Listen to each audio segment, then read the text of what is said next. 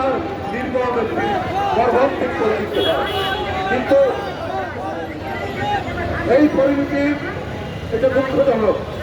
কিন্তু একদিকে গণতন্ত্রের পুনরুজ্জীবন, একদিকে স্থিতিশীলতার প্রতীক জিয়াউর রহমান। জিয়াউর রহমানের প্রতি সেনাবাহিনীর সিপাই জনগণের সমর্থন ছিল, তিনি জনপ্রিয় ছিলেন, তিনি রাজনৈতিক দল গঠন করেছেন গণতন্ত্রকে শক্তিশালী করার জন্য, দেশকে উন্নত করার জন্য। তাই জিয়াউর রহমানের সাথে আপনারা মেলায়, আর জিয়াউর রহমান যদি গণতন্ত্রের প্রথম বিপ্লবী অগ্রসৈনিক হয়ে থাকে, সেটা জিয়াউর রহমান। যদি বহুদলীয় গণতন্ত্র, যদি প্রকৃত গণতন্ত্র হয়, এই প্রকৃত গণতন্ত্রের চালক জিয়াউর রহমান। স্বাধীনভাবে সংবাদপত্র পাঠ করা যদি গণতন্ত্রের অপরিহার্য শর্ত হয়, তাহলে সেই শর্তের মহানায়ক জিয়াউর রহমান পূরণ করেছে। আপনারা করেছেন জিয়াউর রহমানের উদারতার কারণে, তার বহুদলীয় গণতন্ত্রকে পুনরুজ্জীবন করার কারণে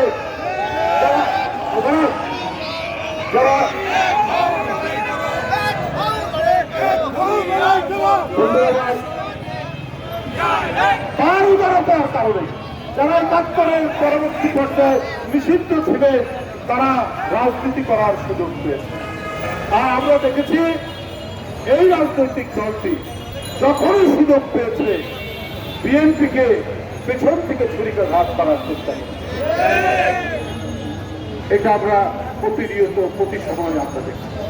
তাই বন্ধুরা আমার, আমি একটি কথা বলতে চাই, এই দেশ থেকে যেমন ইসলামী সংস্কৃতি, কালচার, আল্লাহর প্রতি বিশ্বাস, এটাকে যেমন মুছে দেওয়া যাবে না, যেটা শেখ হাসিনা করেছেন, বারবার চেষ্টা করেছেন ইসলামিক কালচার, মুসলিম সংস্কৃতি এবং আল্লাহর উপর বিশ্বাস, যেটা জিয়াউর রহমান সংবিধানে নিয়ে এসেছিলেন,